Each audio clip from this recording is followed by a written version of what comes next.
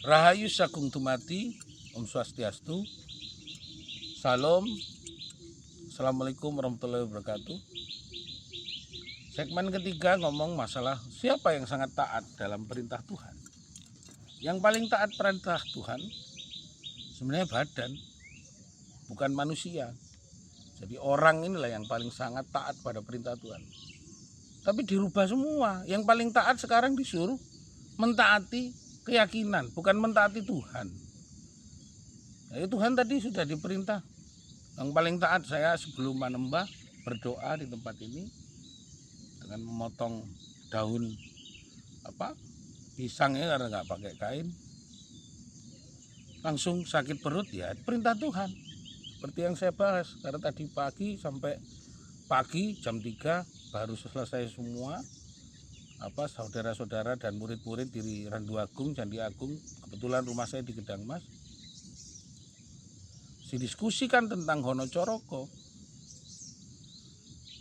Siapa yang diperintah dan siapa yang wajib memerintah. Dan kawan saya tadi, Muhammad, anaknya Bu Buni, mengatakan, bagaimana, hebat enggak badan saya? Loh ya saya katakan hebat.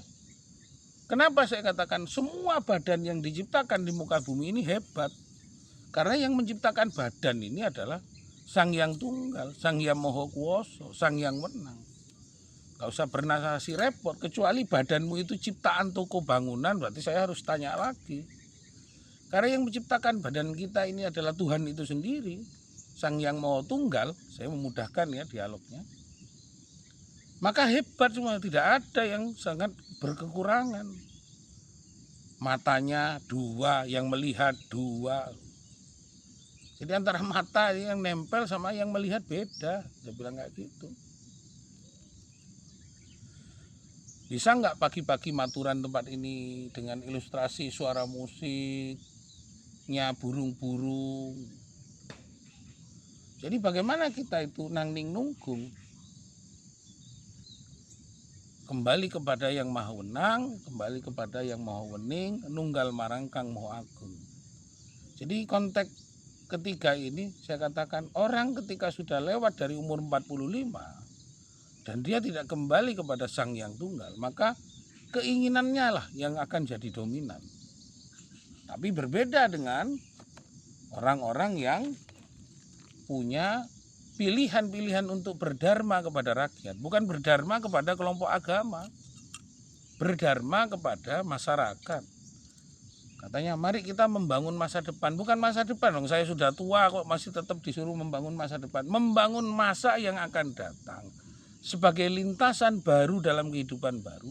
Hari ini kita harus berbuat baik. Tapi apa yang terjadi hari ini?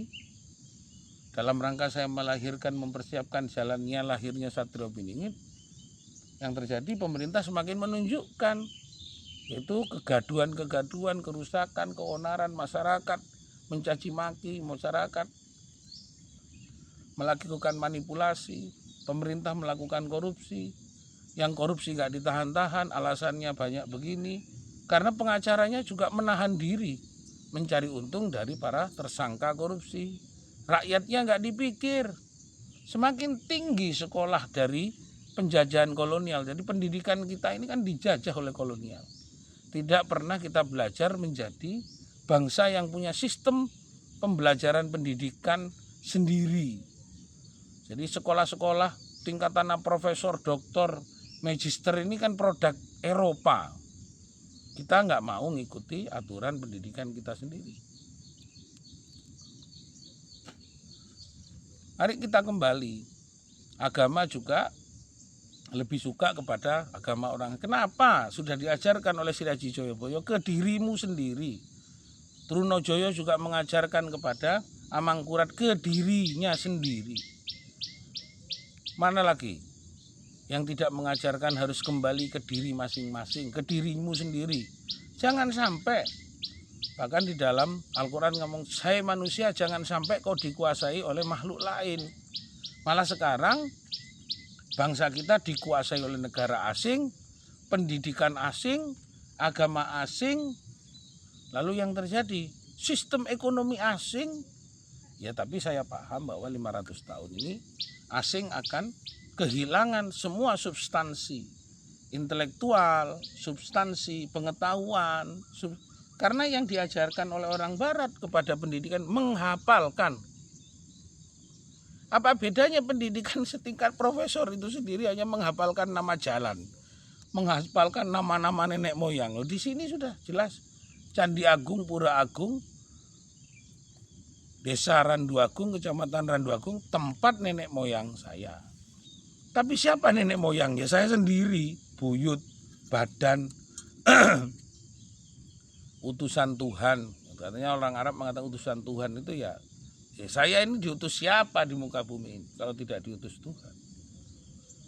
Maka Nocoroko itu mari kita paham tentang siapa yang diutus. Nah, siapa yang diutus, dialah sang juru selamat.